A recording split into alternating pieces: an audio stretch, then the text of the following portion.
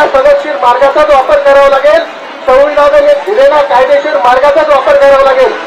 आणि याच्यामध्ये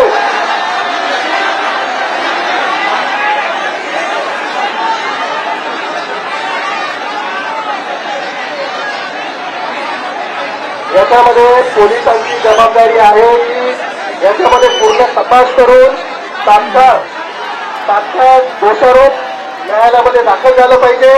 त्याच्यानंतर कोर्टामध्ये दोषारोप दाखल झाल्यानंतर याची स्पीड ट्रायल देखील व्हावी, ट्रायल इथे झाली पाहिजे. फास्ट ट्रॅकवर केस चालली पाहिजे. त्याचप्रमाणे आपल्या इथे काही नामवंत वकील आहेत, नामवंत विक्रम साहेब जे आहेत त्यांना आपण इथे अपॉइंट करू आणि आरोपीला फाशी होईल ही आपण याची दक्षता देऊ. 10 मिनिटाचं काम आहे. ऐका